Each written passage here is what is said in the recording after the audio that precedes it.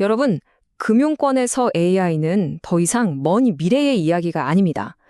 단순한 실험 단계를 넘어서요, 지금 이 순간 어떻게 돈을 벌고 비용을 줄이는 핵심 동력이 됐는지 오늘 구체적인 데이터로 확실하게 보여드리겠습니다.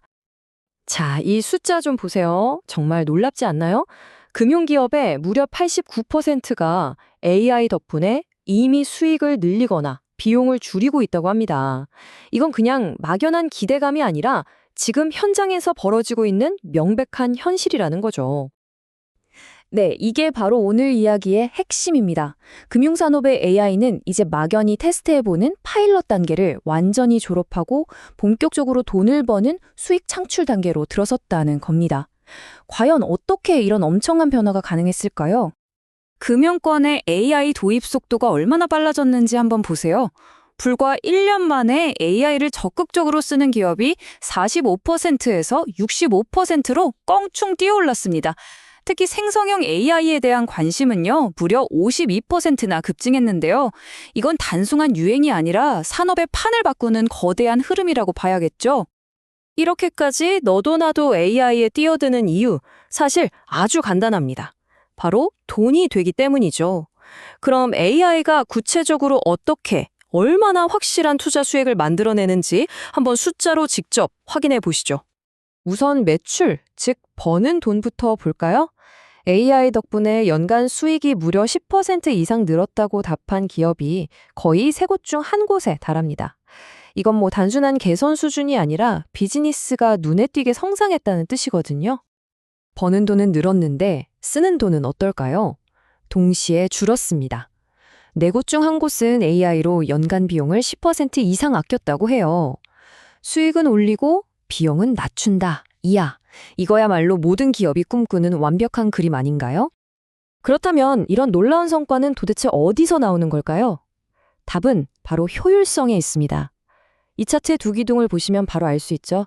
절반 이상이 운영 효율성을, 그리고 나머지 절반 가까이가 직원 생산성을 꼽았습니다. 한마디로 AI가 비즈니스의 엔진 자체를 더 빠르고 똑똑하게 만들고 있다는 거죠. 자, 이건 형장의 목소리입니다.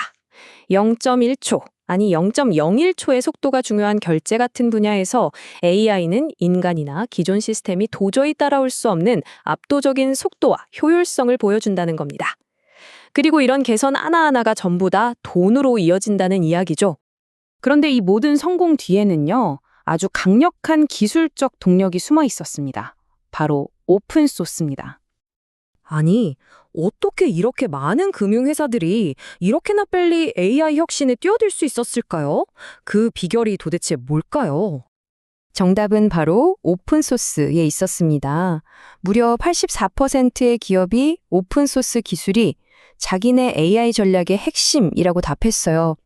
더 이상 거대 기술 기업에 종속되지 않고 누구나 유연하고 또 비용효율적으로 AI를 개발할 수 있게 된 것.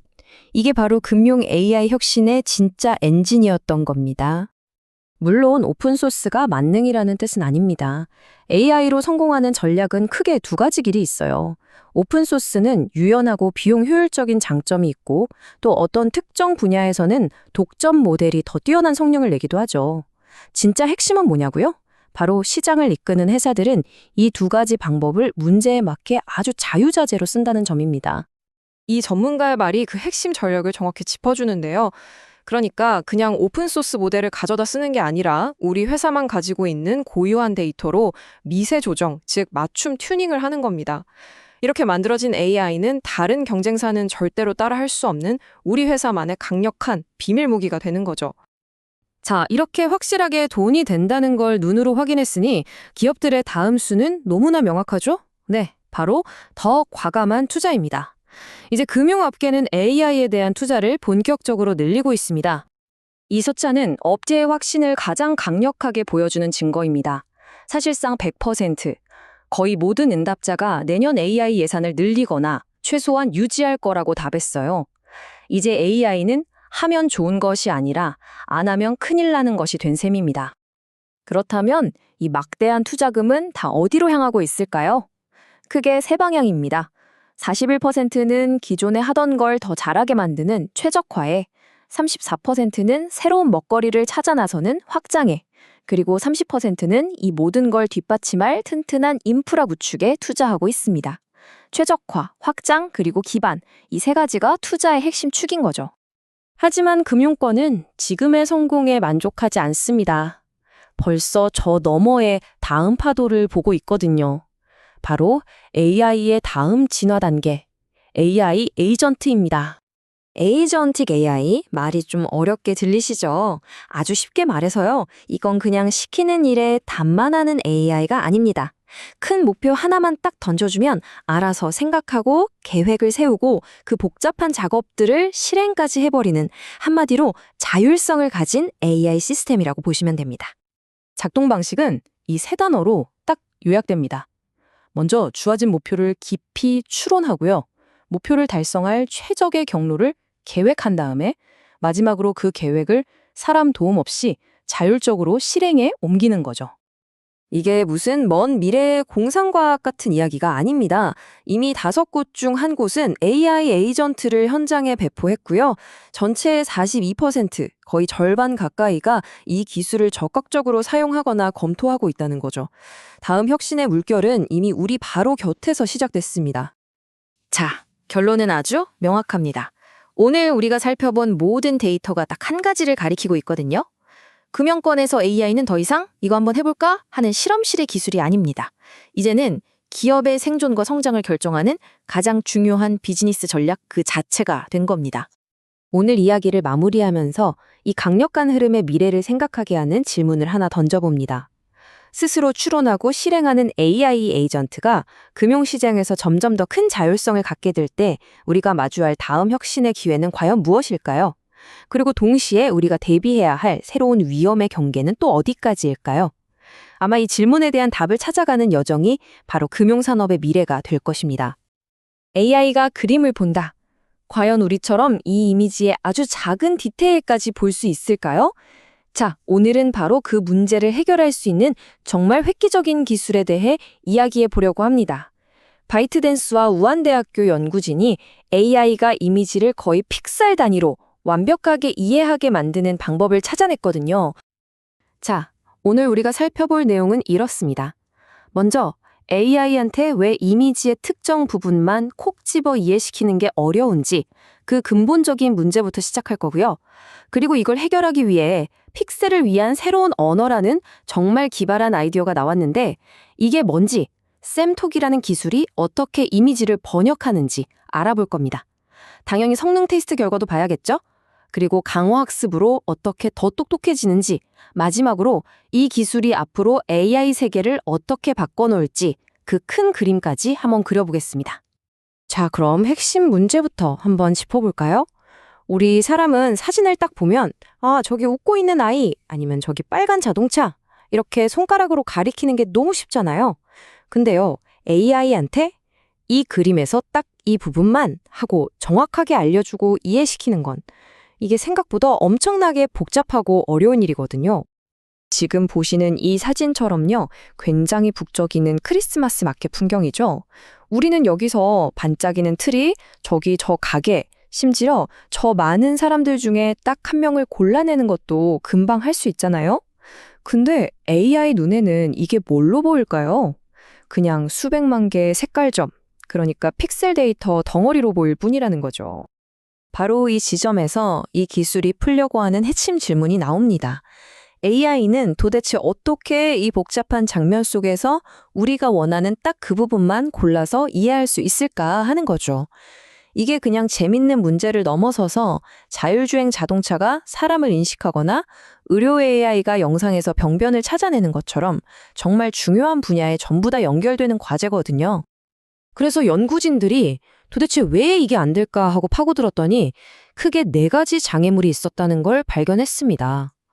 예를 들자면 이미지의 특정 영역, 이걸 마스크라고 부르는데요. 이걸 AI한테 주고받는 방식이 제각각이었던 거예요. 표준이 없었던 거죠.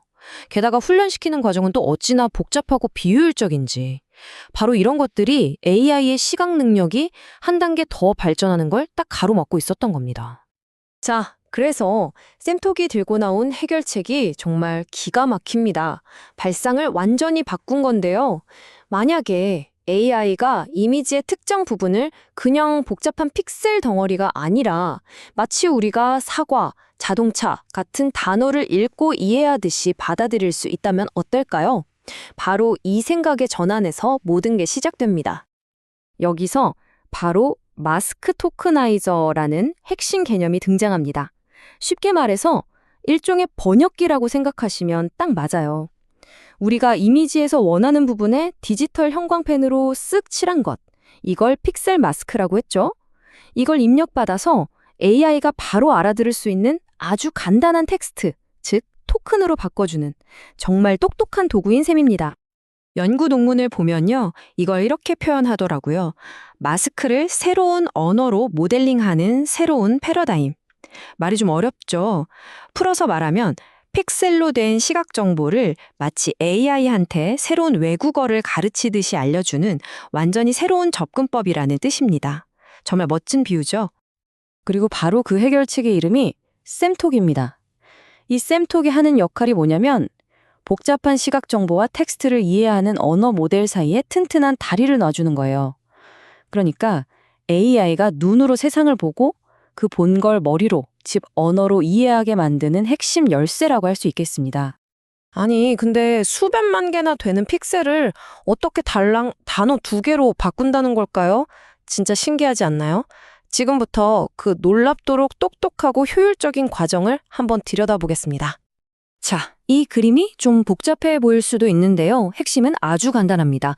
SM톡은요, 기존에 있던 어떤 똑똑한 언어 모델에든 플러그인처럼 쉽게 딱 갖다 붙일 수 있는 다리 같은 거예요.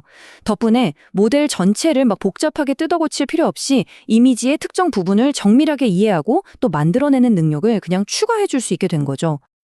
이 과정이 진짜 재미있는데 딱 3단계면 끝나요. 먼저 토큰화 단계에서 이미지의 특정 영역을 고유한 디지털 지문처럼 만들고요. 그 다음 양자화 단계에서 이 복잡한 지문을 예를 들면 170, 102, 494 이런 식으로 딱 2개의 특별한 단어로 확 압축해버립니다. 그리고 마지막으로 AI는 이 단어 2개만 보고도 원래 그 영역을 놀라울 만큼 정확하게 다시 그려낼 수 있게 되는 거죠. 대단하죠? 결과물을 보면 정말 입이 떡 벌어집니다. 이게 가능한 이유가 샘톡이 학습한 데이터 양이 어마어마하거든요. 무려 2억 개가 넘는 마스크 데이터를 학습했어요. 그러니까 지금 보시는 것처럼 저렇게 작거나 복잡한 모양도 거의 완벽하게 원래대로 복원해낼 수 있는 내공을 갖추게 된 겁니다. 자, 여기까지 들으면 이론은 정말 그럴싸하죠. 근데 진짜 중요한 건 그래서 실제로 잘 되느냐 하는 거잖아요. 이 새로운 방식이 기존의 복잡한 모델들하고 붙었을 때 과연 얼마나 좋은 성능을 보여줄까요? 지금부터 그 성적표를 한번 까보겠습니다. 자, 이걸 한번 보시죠. 대화 기반 이미지 이해라는 꽤 어려운 테스트인데요. AI한테 이 이미지에 대해 설명해달라고 하면 SAM톡을 장착한 모델은 그냥 말로만 오토바이와 운전자가 있네요 하는 게 아니라 말하는 동시에 이미지 위에서 오토바이와 운전자를 정확하게 딱딱 표시해 줍니다. 말 그대로 말과 눈이 완벽하게 하나가 된 거죠. 영역 캡셔닝은 더 신기합니다. 이미지 전체가 아니라 지금 보시는 것처럼 딱 저 토끼 인형 부분만 지정해서 이게 뭐야 하고 물어보면요. AI가 그 부분만 정확하게 보고 아, 이건 선반 위에 작은 토끼 인형이에요 하고 아주 상세하게 설명을 해줍니다. 정말 대단하죠? 결과는 이 표가 모든 걸 말해줍니다. 한마디로 압도적이에요. 대화형 작업이든 상호작용을 통해 뭔가를 찾아내는 작업이든 거의 모든 성능 평가에서 기존 최고 기록, 그러니까 SOTA를 다 갈아치워버렸습니다. 새로운 챔피언이 등장한 거죠. 그런데 이야기가 여기서 끝이 아닙니다. 더 대단한 게 남아있어요. 이미지의 한 부분이 이제 그냥 단어가 됐다고 했잖아요. 이 작은 변화가 이전에 불가능했던 엄청난 가능성의 문을 활짝 열어버렸습니다. 그게 바로 강화학습입니다. 이게 진짜 천재적인 부분인데요. 예전에는 AI가 정답 영역을 제대로 찾았는지 평가하려면 막 픽셀 단위로 비교하고 복잡했거든요. 근데 이젠 그냥 텍스트 문제처럼 바뀐 거예요.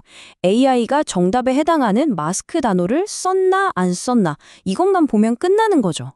훈련시키는 게 비교도 안 될 만큼 간단하고 강력해진 겁니다.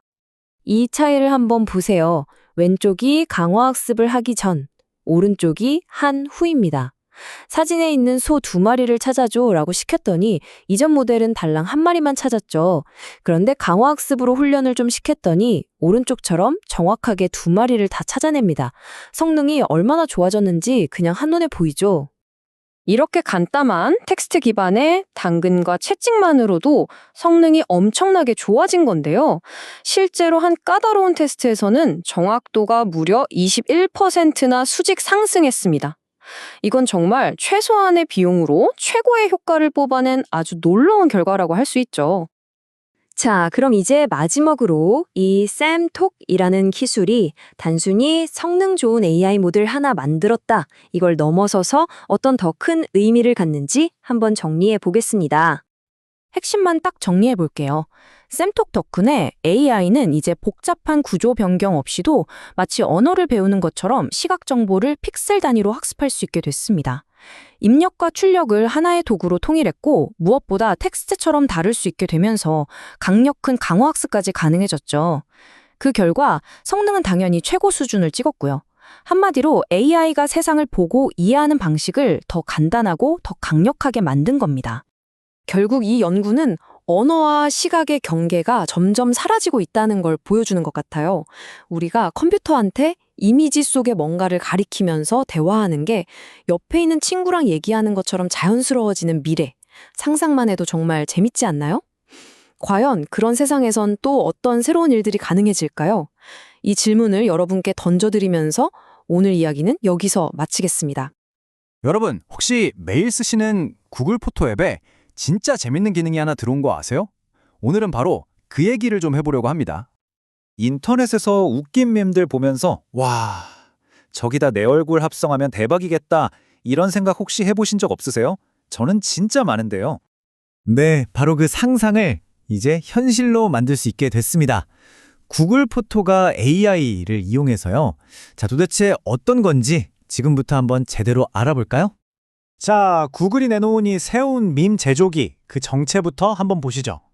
이름이 밈이에요. 어때요? 이름부터 좀 재밌지 않나요? 말 그대로 나를 밈으로 만들어주는 건데요.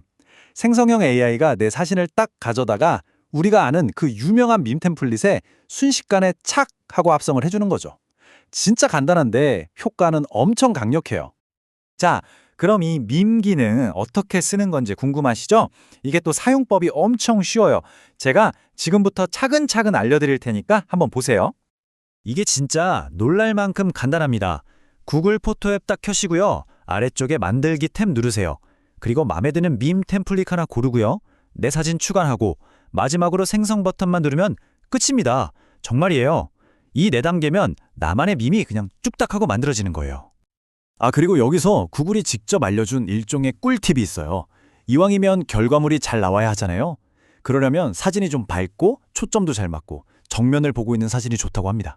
혹시 만들었는데 처음 결과가 좀 마음에 안 든다? 괜찮아요. 걱정 마세요. 재생성 버튼 한 번 더 누르면 AI가 또 다른 버전으로 짠! 하고 만들어주거든요. 이렇게 재밌고 신기한 기능, 도대체 어떤 기술로 돌아가는 걸까요? 그냥 간단한 필터는 아닐 텐데요. 자, 이번에는 그 기술적인 뒷얘기를 살짝 한번 들여다보겠습니다. 이 기능의 핵심 엔진은 바로 구글의 최신 AI 제미나이입니다. 그중에서도 나노바나나라는 이름이 되게 귀엽죠? 이 모델이 쓰인다고 해요. 사실 이게 완전히 새로운 기술은 아니고요. 사진을 만화처럼 바꿔주는 다른 AI 기능들이 있잖아요. 그거랑 같은 기술 기반이라고 보시면 돼요. 그러니까 이렇게 장난 같아 보이는 기능도에 사실은 엄청 정교한 기술이 숨어 있다는 거죠. 되게 흥미롭지 않아요? 물론 아직은 실험적 기능이라는 점, 요건 기억해 두셔야 합니다. 근데 문득 궁금해지지 않으세요? 구글은 왜 이런 기능을 만들었을까요? 단순히 사용자들 재밌으라고? 물론 그것도 있겠지만 사실 여기에는 구글의 꽤 큰 그림이 숨어 있습니다. 아주 전략적인 이유가 있다는 거죠. 이게 딱 동전의 양면 같아요. 우리 그러니까 사용자 입장에서는요, 내 사진첩에 있는 사진들 가지고 AI 기술을 재밌게 가지고 노는 거잖아요. 또 공유할 만한 컨텐츠도 생기고요. 그런데 구글 입장은 좀 다릅니다. 이걸 통해 사용자들이 계속 구글 포토 앱을 쓰게 만들고 자연스럽게 구글의 AI 도구에 익숙해지게 하는 거죠. 그리고 당연히 다른 AI 이미지 서비스들이랑 경쟁하려는 목적도 있고요. 바로 이 지점이 핵심이에요. 사람들은 그냥 신기한 AI 기술보다 그 기술의 결과물에 내가 들어갔을 때 훨씬 더 강력하게 끌린다는 거죠. 나를 보여주는 기능이요. 바로 이 개인화의 힘. 이게 바로 밈 같은 기능이 성공할 수밖에 없는 이유라고 할 수 있겠습니다. 자, 그럼 제일 중요한 거, 이 재밌는 기능 도대체 언제 써볼 수 있는 걸까요? 출시 일정 한번 살펴보겠습니다. 타임라인을 보시면 작년 10월에 처음 개발 중이라는 소식이 들려왔고요. 그리고 올해 1월 23일에 구글이 짠 하고 공식 발표를 했습니다. 그리고 바로 지금 이 순간 앞으로 몇 주에 걸쳐서 미국에 있는 iOS랑 안드로이드 사용자들한테 먼저 쫙 풀리고 있다고 해요. 그러니까 미국에 계신 분들은 조만간 앱에서 이 기능을 보실 수도 있겠네요. 네, 그래서 핵심은 이겁니다. 미국이 이 기능을 가장 먼저 써보는 첫 번째 시장이라는 거. 아쉽게도 아직 다른 나라 출시 계획은 정해진 게 없다고 합니다. 자, 오늘 밈 얘기를 해봤는데요. 생각해보면 AI가 이렇게 우리 사진, 그러니까 원본을 마음대로 바꾸고 막 재창조할 수 있게 됐잖아요. 이건 그냥 재밌다 하고 끝날 문제가 아니라 우리가 사진에 담아온 기억이라는 것의 의미 자체를 다시 생각하게 만드는 것 같아요. 진짜와 만들어진 것의 경계가 점점 희미해지는 세상에서 과연 우리의 기억은 앞으로 어떤 모습으로 남게 될까요? 한 번쯤 생각해볼 문제인 것 같습니다. 자, 오늘 우리가 파헤쳐볼 주제는 바로 구글 리서치에서 내놓은 아주 획기적인 알고리즘, G스트입니다. 요즘 AI 분야의 가장 큰 골칫거리 중 하나를 해결하기 위해 만들어졌다고 하는데요. 과연 뭘까요? 어떤 흐름으로 갈 거냐면요. 먼저 AI가 어떤 거대한 도전에 직면했는지부터 시작해서요. 그 안에서 벌어지는 딜레마를 살펴볼 겁니다. 그리고 바로 그 딜레마의 해결서로 등장한 GNIST가 뭔지, 또 어떻게 작동하는지 알아보고 실제 성능은 어떤지, 미래에는 어떤 의미가 있는지 차근차근 따라가 보겠습니다. 자, 그럼 문제의 핵심부터 한번 짚어볼까요? 요즘 AI가 똑똑해진 건 다 방대한 데이터 덕분이잖아요. 근데 문제는 이 데이터를 처리하는 데 드는 돈과 시간이 정말 어마어마하다는 겁니다. 바로 여기서부터 모든 고민이 시작되는 거죠. 바로 이 질문, 이게 오늘 이야기의 핵심인데요. 데이터는 홍수처럼 쏟아지는데 우리 AI가 이걸 다 소화할 순 없단 말이죠. 그럼 도대체 어떻게 이 많은 데이터로 AI를 효과적으로 가르칠 수 있을까요? 그래서 나온 개념이 바로 서브셋 선택이라는 겁니다. 근데 여기서 중요한 건 이게 단순히 데이터 양을 줄이는 게 아니라는 거예요. 그게 핵심이 아닙니다. 진짜 중요한 건 가장 똑똑한, 그러니까 제대로 된 데이터를 골라내는 거죠. 자, 이제부터 이 이야기의 진짜 갈등이 시작됩니다. 똑똑하게 데이터를 고르려면 꼭 필요한데 정말 어려운 줄타기 같은 균형 잡기에 대한 이야기입니다. 이게 진짜 재밌는 줄다리기인데요. 한쪽에서는 다양성을 외칩니다. 야, 똑같은 고양이 사진은 그만 좀 뽑아. 좀 다른 것 좀 보자. 이게 바로 다양성이고요. 다른 한쪽에서는 유용성을 외치죠. 아니, 그래도 이왕이면 제일 쓸모있고 정보가 많은 고양이 사진을 골라야지. 이게 바로 유용성인 거죠. 문제는 이 둘이 자주 부딪힌다는 겁니다. 이 균형 잡기가 얼마나 어려운 문제냐면요. 이건 그냥 어려운 수준이 아니라 컴퓨터 과학에서는 NP-난의 문제라고 불러요. 이게 무슨 뜻이냐면 사실상 완벽한 정답을 효율적으로 찾는 건 불가능하다. 뭐 이런 얘기입니다. 바로 이 거의 불가능해 보이는 문제에 대한 혁신적인 해답으로 등장한 게 바로 GIST, 즉 Greedy Independent Set Thresholding입니다. GST가 다른 애들이랑 뭐가 다르냐? 바로 이겁니다. 그냥 대충 잘 되겠지가 아니에요. 수학적인 안전망을 제공한다는 거예요. 이게 무슨 말이냐면 GST가 내놓는 답은 적어도 이 정도 수준은 무조건 보장된다는 증명이 있다는 거죠. 엄청난 차이죠. 자, 그럼 GST가 도대체 어떻게 이 복잡한 퍼즐을 풀어내는지 그 속을 한번 들여다볼까요? GST의 접근법은 진짜 영리해요. 두 마리 토끼를 한 번에 잡으려고 하지 않아요. 문제를 쪼개는 거죠. 먼저, 자, 데이터들은 서로 이만큼은 떨어져 있어야 해 하고 다양성 기준을 딱 정해버립니다. 그리고 나서 그 규칙을 지키는 애들 중에서 자, 이제 이 안에서 제일 유용한 애들로만 뽑아보자. 이렇게 순서대로 푸는 겁니다. 이게 좀 복잡하게 들릴 수 있는데 소스에 나온 비유가 정말 기가 막힙니다. 바로 저녁 파티 비유인데요. 한번 상상해 보세요. 여러분이 파티를 여는데 정말 재밌는 사람들을 많이 초대하고 싶어요. 근데 문제가 뭐냐? A랑 B는 앙숙이라 같이 부를 수가 없어요. B를 부르면 C랑 D도 불편해해서 못 와요. 이렇게 서로 물고 물리는 관계 속에서 어떻게 해야 가장 즐거운 파티를 만들 수 있을까? 이 최적의 조합을 찾는 게 바로 GST가 푸는 문제랑 똑같다는 겁니다. 지스트는 그냥 한번 해보고 마는 게 아니에요. 마치 라디오 주파수 맞추듯이 이 조정 손잡이를 계속 돌려보는 겁니다. 다양성 규칙을 요렇게도 바꿔보고 저렇게도 바꿔보면서 수많은 저녁 파티 시뮬레이션을 돌려보는 거죠. 그래서 결국 다양성과 유형성, 이 둘의 균형이 가장 완벽한 스윗 스팟을 딱 찾아내는 겁니다. 자, 이론은 정말 그럴싸하죠? 근데 그래서 실제로는 어떤데? 이게 중요하잖아요. GST가 실제 세계에서는 어떤 성적표를 받았는지 한번 보시죠. 이 수학적 보증이라는 게 얼마나 대단한 거냐면요. 보세요. 완벽한 해답을 찾는 건 불가능하다고 했잖아요. 근데 GIST는 최소한 완벽한 답의 50% 수준까지는 내가 무조건 찾아줄게 라고 약속하는 겁니다. 이건 정말 엄청난 안전망이죠. 최악의 경우에도 중간은 간다는 거니까요. 자, 이건 실제 이미지넷 데이터로 테스트한 결과예요. 그래프를 보시면 바로 감이 오죠? 그냥 무작위로 뽑거나 기존 방식을 썼을 때보다 GIST를 결합한 방법들이 정확도가 꾸준히 더 높게 나옵니다. 이 작은 차이가 모델 성능에서는 어마어마한 차이를 만들어내거든요. 이 표를 보면 더 명확해지는데요. 기존에도 마진이나 서브머드처럼 똑똑한 방법들이 있었어요. GIST는 뭐냐면 이런 기존의 똑똑한 전력들에다가 강력한 다양성 보장이라는 부스터를 달아주는 거예요. 그러니까 AI가 헷갈려 하면서도 서로 다른 예제, 유용하면서도 훨씬 더 폭넓은 데이터를 뽑게 만들어주는 거죠. 자, 그럼 이제 한 발짝 더 뒤로 물러나서 이 GIST라는 기술이 앞으로 AI의 미래에 어떤 의미를 갖는지 그 큰 그림을 한번 그려보겠습니다. GIST가 왜 그렇게 중요하냐 정리를 해보면요. 첫째, 수학적으로 효과가 보장된다는 거. 둘째, 엄청나게 빠르다는 거. 셋째, 데이터가 앞으로 수십억, 수백억 개가 돼도 감당할 수 있는 기반 기술이라는 점. 그리고 마지막으로 이게 그냥 연구실에만 있는 기술이 아니라는 겁니다. 이 원리가 벌써 유튜브 추천 알고리즘에 적용돼서 다양성을 높이는 데 쓰이고 있대요. 우리가 맨날 비슷한 영상만 추천받지 않고 새로운 걸 발견하게 되는 데에도 이런 기술이 숨어 있는 거죠. 오늘 내용을 한 문장으로 요약하기에 이보다 더 좋은 말이 없을 것 같습니다. 원문에 나온 표현인데 정말 재치 있죠? GIST의 요점, GIST는 우리가 데이터를 정말 지능적으로 샘플링하고 있다는 걸 보장해준다는 것이다. 딱 떨어지네요.